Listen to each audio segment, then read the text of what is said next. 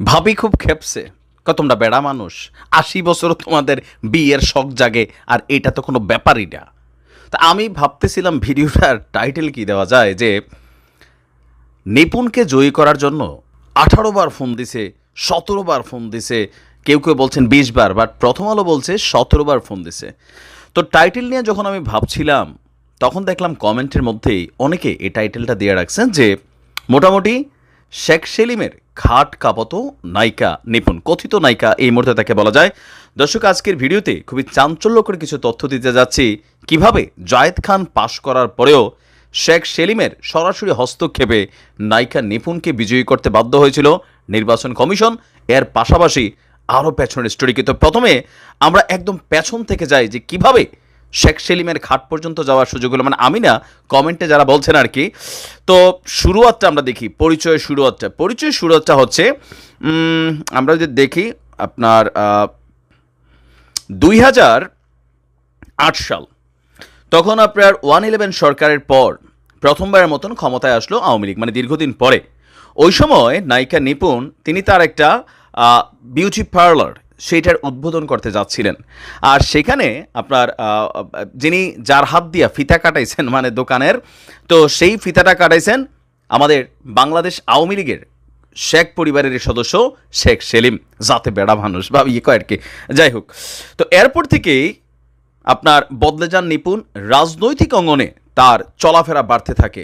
সেই সময় শেখ সেলিমের সাথে পরিচয় এবং ঘনিষ্ঠতা। ২০১২ সালে বনানীর অভিজাত এলাকায় নিপুণ গড়ে তোলেন নিজস্ব পার্লার, উদ্বোধন করতে এসেছিল শেখ সেলিম। আর এ প্রসঙ্গে যে আসলে কি মানে সম্পর্কটা কি, তো শেখ সেলিমের মতন একজন মানুষকে টাকা পয়সা দিয়ে দিয়েও কিনা সম্ভব না, কি নাই শেখ সেলিমের কাছে। তো সেই কারণে কমেন্টে অনেকেই মনে করছেন যে আসলে খাট কাঁপাই তো এরকমই, কিন্তু এটা আসলে কোনো প্রমাণিত হয়নি। এখন আসেন দেখি কিভাবে নির্বাচনের রেজাল্টটাকে মানে ম্যানুপুলেট করা হয়েছিল। শিল্পী সমিতির চেয়ারে বসেছিল নিপুণ। শিল্পী সমিতিতে নিপুণের দাপট ছিল অন্যরকম। বিশেষ করে আপনি যদি দেখেন যে বিটিভি ভবন ভাঙ্গানিয়া কান্নাকাটি কইরা খুব বেশি বক্তব্য দেওয়া যেই সকল নায়িকা ছিল, এদের মধ্যে নিপুণ ছিল একদম ফার্স্ট কাতারে। আর ছাত্র আন্দোলন বা বৈষম্য বিরোধী আন্দোলন নিয়েও যারা ছাত্রদের উদ্দেশ্যে রাজাকার টাইপের ট্যাগ দিয়েছিল, তাদের মধ্যে নিপুণ ছিল অন্যতম। তো তথ্য বলছে নির্বাচনের ফলাফলের রাতটি ছিল নির্বাচন কমিশনারদের জন্য ভয়াবহ পরীক্ষার রাত।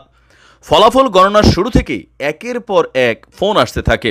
পরিস্থিতি বেগতিক হয় ফলাফল ঘোষণার আগ মুহূর্তে, কারণ জায়েদ খানের চেয়ে ভোটে পিছিয়ে ছিল নিপুণ। তখন থেকেই একের পর এক ক্ষমতাসীন রাজনৈতিক ব্যক্তিরা ভয়ভীতি দেখান। তো একাধিক রাজনৈতিক ব্যক্তিরা কেন ভয়ভীতি দেখাবেন? একাধিক নেতাদের কি খাট কাঁপাইতো নাকি আরও অন্য কিছু, সেইটাও একটা প্রশ্ন। তো এই নির্বাচনে তৎকালীন সময় প্রধান নির্বাচন কমিশনারের দায়িত্ব পালন করেছিল পীরজাদা হারুন। 5 বার শিল্পী সমিতির নির্বাচনে কমিশনার দায়িত্ব পালন করেছেন। কিন্তু ২০২২ সালে জায়েদ নিপুণ যে নির্বাচনটা হয়েছিল, এইটার মতন এত ব্যাড মেমোরি তার নাই, তিনি দাবি করছেন। তিনি বলছেন নির্বাচনে নিপুণকে জয়ী দেখতে অনেক ওপর থেকে এক ক্ষমতাবান রাজনীতিবিদ একের পর এক ফোন করতে থাকেন। তিনি হচ্ছেন শেখ সেলিম। সে সময় শেখ সেলিম স্বরাষ্ট্র মন্ত্রণালয় সহ প্রায় সব মন্ত্রণালয়ে সরাসরি প্রভাব খাটাতেন, নিয়ন্ত্রণ করতেন বলা যায়। তিনি নানাভাবে আমাকে ম্যানেজের চেষ্টা করেন।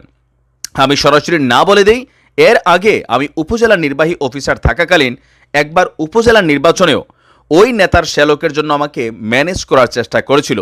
সেই অভিজ্ঞতা থেকে তিনি জানেন যে আমাকে ম্যানেজ করা যাবে না, এজন্য আমি বারবার সরকারি চাকরিতে আপনার মানে বদলি হতে বাধ্য হয়েছি।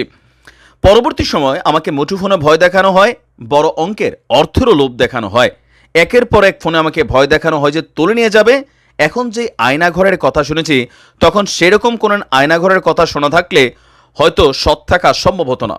সেই রকমই ভয় দেখানো হয়েছিল। পরে বললেন একটা জায়গায় যেতে যেখানে বড় অঙ্কের টাকা রাখা ছিল। যখন রাজি হলাম না, ফলাফল নিয়ে মামলা করা হলো, সেটা চলে গেল কোর্টে। নানানভাবে হয়রানি করা হয়েছে, আমাকে বানিয়ে দেওয়া হলো একটি রাজনৈতিক দলের সদস্য। নানা কাণ্ডে আমাকে ছোট করা হলো, এফডিসিতে করা হলো নিষিদ্ধ। তো নিপুণের যে প্রভাব, এটা আমরা একাধিক ভিডিওতে আপনাদের সামনে তুলে এনেছি।